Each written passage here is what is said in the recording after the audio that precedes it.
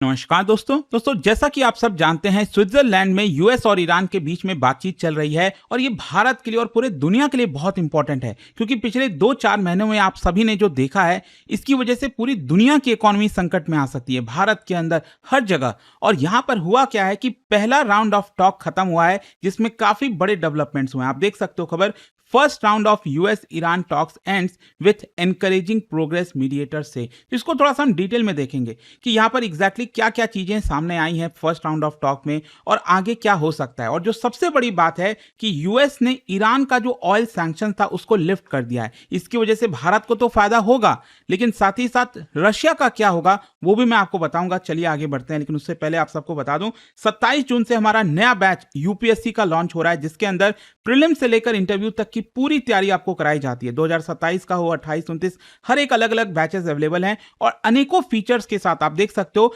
जो भी स्टूडेंट्स की जैसे रिक्वायरमेंट है वो अलग अलग पैकेजेस यहां पर चूज कर सकते हैं। अगर आपको कोई डाउट है, प्रॉब्लम है बैच से रिलेटेड, ये फोन नंबर दिया है, इस पर कॉल करिए, यूज करिए कोड अंकित लाइव मैक्सिमम डिस्काउंट के लिए। चलिए शुरुआत करते हैं। सबसे पहले देखते हैं कि हुआ क्या है।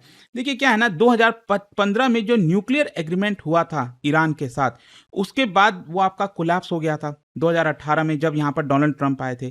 तो उसके बाद से सबसे बड़ा डेवलपमेंट ये बताया जा रहा है स्विट्जरलैंड में जो यूएस और ईरान के बीच में बातचीत हो रही है।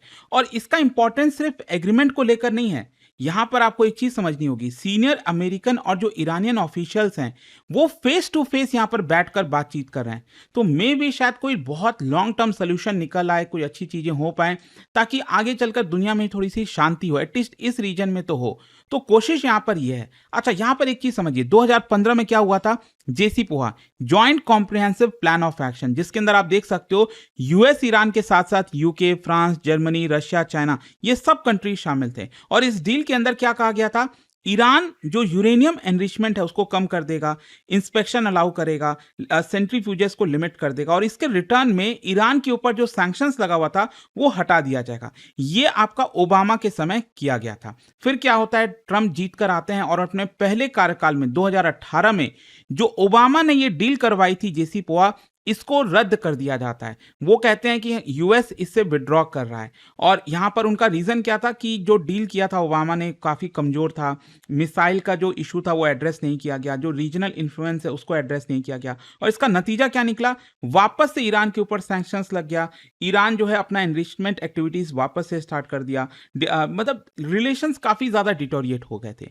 अब यहां पर आप सब जानते हो 2026 में क्या हुआ है, यूएस और इसराइल ने मिलकर किस तरह से ईरान के ऊपर हमला किया, रिटालिएशन हुआ और ट्रंप के ऊपर काफी ज्यादा प्रेशर था। फाइनली आप सब जानते हैं 60 डेज का एक एमओयू साइन किया गया। मतलब अभी ये फाइनल एग्रीमेंट नहीं है, लेकिन 60 दिन के बाद एक परमानेंट डील साइन कर दिया जाएगा। और इस डील के साइन करने से पहले बहुत सारे मसले हैं, बहुत सारे इश्यूज हैं जिसको सुलझाना है। तो स्विट्जरलैंड में इसको लेकर बातचीत चले। और स्विट्जरलैंड क्यों, क्योंकि एक न्यूट्रल कंट्री की तरह देखा जाता है। ऑल्दो यहां पर आपने देखा होगा इस्लामाबाद टॉक, पाकिस्तान में ये चीज स्टार्ट हुई थी, लेकिन कहीं ना कहीं वो कॉन्फिडेंस नहीं था कि इस्लामाबाद में इस बातचीत को कंटिन्यू रखनी चाहिए, नहीं रखनी चाहिए। और इसी की वजह से स्विट्जरलैंड के अंदर शिफ्ट कर दिया गया, क्योंकि हिस्टोरिकली अगर आप देखोगे तो एक न्यूट्रल कंट्री की तरह है। मतलब वो किसी का साइड नहीं लेता है। और इतिहास में भी आप देख लीजिए, यूएस सोवियत के बीच में मीटिंग्स वहीं पर हुए, ईरान न्यूक्लियर टॉक्स भी वहीं पर हुए थे, कई सारे जो यूएन के नेगोशिएशंस हैं वो वहीं पर होते हैं। इसीलिए स्विट्जरलैंड को चुना गया। अब देखिए यहां पर जब आमने सामने जब बैठे यूएस और ईरान के रिप्रेजेंटेटिव, तो एटमॉस्फेयर काफी टेंस था। जाहिर सी बात है इतना आसान तो होने वाला नहीं था। इनफैक्ट एक मौका ऐसा भी आया जहां पर ईरान का जो डेलीगेशन था वो वॉकआउट कर गया। आपने देखा होगा, खबर आई थी कि ट्रंप ने बातचीत के दौरान अमेरिका से धमकी दे दी ईरान को। मतलब अभी नेगोशिएशंस चल रहा है, बातचीत चल रही है यूएस और ईरान के बीच में, और ट्रंप अमेरिका में बैठकर यहां पर डायरेक्ट धमकी दे रहे हैं कि हम वापस से ईरान के ऊपर अटैक करेंगे, वो चीजें करेंगे। तो ईरान को ये चीज पसंद नहीं आई और ईरान अचानक से वॉकआउट कर गया था। फिर कैसे जैसे मामले को सुलझाया गया किसी भी तरीके से, और फाइनली आप कह सकते हैं कि यहां पर जो पहला राउंड है वो खत्म हुआ है। अब क्वेश्चन ये है कि जो पहला राउंड ऑफ टॉक था उसमें क्या क्या चीजें सामने आई। देखो एक सबसे इंपॉर्टेंट तो यह है कि 60 दिन का पूरा जो रोड मैप है वो तैयार किया गया। मतलब बोला तो गया था कि 60 डेज में हम कई सारी चीज़ों पर बातचीत करेंगे, लेकिन किन चीज़ों पर बातचीत होगी, क्या होगा? तो आप देख सकते हो, एक तो nuclear issue, economic issues, maritime security और रीजनल कॉन्फ्लिक्ट। तो ये सारी चीज़ों को सुलझाना है अगले 60 दिन के अंदर, पहले ये बात तय की गई। दूसरा, एक ओवरसाइट कमिटी बनाया गया है। देखो क्या है ना कि यूएस और ईरान के बीच में मामला बहुत टेंस है। छोटे-छोटे मुद्दे को लेकर हो सकता है कि ये जो पूरा एमओयू साइन हुआ, जो डील साइन होने वाली है, वो एक प्रकार से रद्द हो सकती है, कैंसल हो सकती है। तो वो सारी चीज़ें ना हो, तो यहाँ पर जो ओवरसाइट कमिटी है वो क्या करेगी? क्राइसिस मैनेजमेंट की तरह काम करेगी। जो छोटे-मोटे इश्यूज़ आएँगे तो उसको सुलझाने की कोशिश करेगी। फिर इसके अलावा मॉनिटर करेगी कि क्या जो कमिटमेंट किया जा रहा है उसको प्रॉपर्ली इम्प्लीमेंट किया जा रहा है कि नहीं। कम्युनिकेट करेगी, मतलब कहीं ऐसा ना हो कि कम्युनिकेशन ब्रेकडाउन हो जाए। तो इसीलिए एक ओवरसाइट कमिटी बनाई गई है इस पहले राउंड ऑफ टॉक में। और तीसरा, अगेन ये बहुत इंपॉर्टेंट है, that is technical working groups. क्या है कि आपको अलग-अलग ग्रुप्स बनाने पड़ेंगे इतने बड़े-बड़े मसले को सुलझाने के लिए। तो एक तो न्यूक्लियर ग्रुप हो गया, एक ये बनाया गया है यूएस और ईरान के बीच में, जहाँ पर एनरिचमेंट लिमिट्स, इंस्पेक्शन, वेरिफिकेशन, इन सब चीज़ों को बातचीत होगी। इकोनॉमिक ग्रुप, यहाँ पर क्या सैंक्शंस रिलीफ देना है, नहीं देना है, जो एसेट्स फ्रीज़ किए गए हैं उसको रिलीज़ करना है कि नहीं, बैंकिंग एक्सेस कैसे मिलेगा ईरान को, तो उस सब चीज़ों को लेकर बातचीत होगी। और सिक्योरिटी ग्रुप, मतलब ज़ाहिर-सी बात है, maritime security, straight of Hormuz, gulf की स्टेबिलिटी, इन सब चीज़ों को। तो ये 3 मेन वर्किंग ग्रुप्स बनाए गए हैं, जो इन सारे चीज़ों को सुलझाने की कोशिश करेंगे। लेकिन इसमें जो एक बड़ी इंपॉर्टेंट चीज़ आई है, वो ये है, बताया जा रहा है कि यूएस ने ईरान के ऊपर से जो ऑयल सैंक्शंस है, उसको हटाया है। अब ये इतना इंपॉर्टेंट क्यों हो जाता है? देखो, ईरान वर्ल्ड का 4th largest proven crude oil reserve है एंड वर्ल्ड का 2nd largest natural gas reserve है, कतर के बाद। तो सैंक्शंस के पहले अगर आप देखोगे ना, जब 2019 के पहले सैंक्शन, मतलब ट्रंप ने जब सैंक्शन लगाया था, उसके पहले 2 से 3 million barrels per day Iran अपना ऑयल एक्सपोर्ट किया करता था। और इसके मेजर कस्टमर कौन थे? भारत था, चाइना था, जापान, साउथ कोरिया, ये इस तरह से। तो ऑयल एक्सपोर्ट, आप समझिए, ईरान का जो भी रेवेन्यू आता था, 60% अकेले ऑयल से आता था। तो अचानक से वो कोलैप्स हो गया था, and that is why sanctions on Iran effectively reduce one of world's major oil supplier. मतलब दुनिया में सप्लाई की कमी हो गई। अगर आप इतने बड़े सप्लायर को रोक देते हो, सैंक्शंस लगा देते हो, तो अचानक से खलबली तो मचेगी। So that is why Iran global oil market में इतना ज़्यादा इंपॉर्टेंट है। अच्छा, यहाँ पर एक चीज़ समझिए, जो अनाउंस किया गया कि अब ईरानियन ऑयल के ऊपर सैंक्शंस हटाया जा रहा है, इसका असर क्या देखने को मिला ऑयल के ऊपर? बिल्कुल, आप देख सकते हो, ऑलमोस्ट वहीं पर आ चुका है। जब ये वॉर स्टार्ट हुआ था 28 फरवरी को, और उस समय जो ऑयल के प्राइसेस थे, ऑलमोस्ट वहाँ पर अब पहुँचने वाला है। $75 पर बैरल के आसपास ये आ गया है।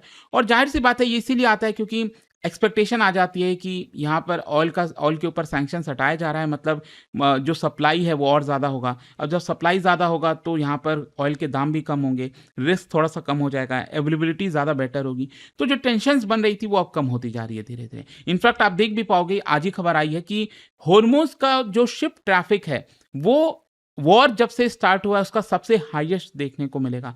बहुत सारे सेलर्स वगैरह वहाँ पर फँसे हुए हैं, यूएन उनको वहाँ से छुटाने की कोशिश कर रहा है।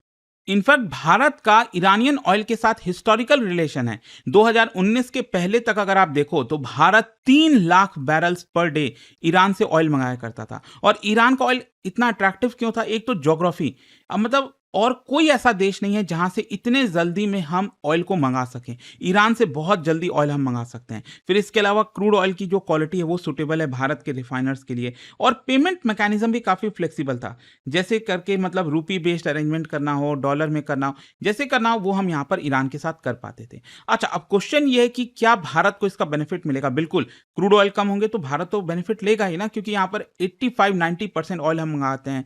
इसकी वजह से ऑयल के प्राइसेस कम होंगे, इंपोर्ट बिल कम होगा, करंट अकाउंट बैलेंस इंप्रूव होगा हमारा। और दूसरा, हमारे पास ज़्यादा सप्लायर्स के ऑप्शन हो जाएंगे। मतलब भारत ईरान से, सऊदी अरब, रशिया से मंगा ही रहा है, यूएई, इराक, जितने ज़्यादा सप्लायर होंगे उतना हमारे लिए बेटर रहेगा। और इन्फ्लेशन भी कम होगा इसकी वजह से। पेट्रोल डीजल के दाम देखते हैं क्या होता है, सरकार कम करती है कि नहीं। फिर इसके अलावा स्ट्रैटेजिक ऑटोनॉमी हो गया, मतलब भारत के पास ज़्यादा फ्लेक्सिबिलिटी होगी कि हम रिलेशंस मेंटेन करें इन सभी देशों के साथ। अच्छा, यहाँ पर अब क्वेश्चन ये कि रशिया का क्या होगा? देखो, इसका बड़ा इंपैक्ट रशिया के ऊपर आएगा, क्योंकि आपको पता है भारत का जो सबसे बड़ा सप्लायर बन गया आज के डेट में ऑयल का, वो है रशिया। यूक्रेन वॉर के बाद आपने देखा होगा रशिया ने अच्छा खासा हमें डिस्काउंट भी दिया था उस समय, और भारत ने इसका फायदा उठाया। वेस्टर्न कंट्रीज बोलते रह गए, प्रेशर डालते रह गए भारत के ऊपर, लेकिन हम ऑयल मंगाते रह गए। लेकिन यहाँ पर एक चीज समझिए, रशिया को फायदा क्यों मिला था? क्योंकि ईरान के ऑयल के ऊपर सैंक्शंस लगा था, वेनेजुएला का ऑयल आप मंगा नहीं सकते थे, तो वेस्टर्न बायर्स जो हैं वो रशियन ऑयल को डिले कर रहे थे, उसको यहाँ पर एक्सेप्ट नहीं कर रहे थे। तो भारत और चाइना ने वो गैप को फिल किया और रशिया से काफ़ी सारा ऑयल यहाँ पर मंगाया। लेकिन रशिया के लिए अब बड़ा चैलेंज होगा, क्योंकि अगर ईरानियन ऑयल मार्केट में वापस आता है, मतलब भारत के पास एक और सप्लायर का एडवांटेज हो जाता है और भारत के काफ़ी नज़दीक है, तो इसकी वजह से कॉम्पिटिशन बढ़ेगा। अगर रशिया को अब अपने ऑयल को बेचना है तो कहीं ना कहीं डिस्काउंट ज़्यादा देने पड़ेंगे, पेमेंट टर्म्स इंप्रूव करना पड़ सकता है, फ्रेट कॉस्ट रिड्यूस होगा मार्केट शेयर को मेंटेन करने के लिए। देखना होगा कि क्या रशिया ये कर पाता है कि नहीं। लेकिन हाँ, जहां तक सवाल है कि भारत के अंदर क्योंकि क्रूड ऑयल के दाम कम हो रहे हैं, क्या पेट्रोल डीजल के प्राइसेस कम होंगे? एक चीज समझिए, पेट्रोल डीजल में जो क्रूड ऑयल है वो एक कंपोनेंट है, लेकिन इसके अलावा टैक्सेस, रिफाइनिंग कॉस्ट, ये बहुत सारी चीजें मैटर करती हैं। तो शॉर्ट टर्म में लग नहीं रहा है कि कोई बड़ा इंपैक्ट आएगा। हाँ, मीडियम टर्म में आप कह सकते हो कुछ हफ्ते बाद जो है हो सकता है सरकार यहाँ पर पेट्रोल डीजल पर कुछ दाम कम कर दे। देखने वाली बात होगी, बट आई होप कि इस वीडियो के थ्रू आपको डिटेल में चीजें समझ में आ गई होंगी। और जाने से पहले एक बहुत ही इंटरेस्टिंग क्वेश्चन, देखो हम ईरान की बात कर रहे हैं, कौन से मुगल एम्परर ने यहां पर पर्शियन को ऑफिशियल कोर्ट लैंग्वेज डिक्लेयर किया था? मतलब अपने एम्पायर के दौरान पर्शियन को ऑफिशियल कोर्ट लैंग्वेज डिक्लेयर कर दिया गया था। इन 4 में से आपको बताना है, और उसका जो राइट आंसर है आप सब जानते हैं, मेरे इंस्टाग्राम पर तो मिलेगा ही, वहां पर अगर आप नहीं हो कोई बात नहीं, टेलीग्राम से ले सकते हैं इसका सही उत्तर। और दोस्तों, जैसा मैंने आपको बताया, अगर आप यूपीएससी की तैयारी कर रहे हैं, कोई भी बैच चाहते हैं, चाहे 2027, 28, 29, और यहाँ पर मेंटरशिप, टेस्ट सीरीज, रिविजन सब कुछ मिलता है। इनफैक्ट अगर आप प्रीलिम्स को क्रैक कर लेते हो, पूरा फी भी आपको रिफंड कर दिया जाता है। ये फोन नंबर है, इस पर कॉल करिए, यूज करिए कोड अंकित लाइव मैक्सिमम डिस्काउंट के लिए। Study IQ IAS, making India smarter and better.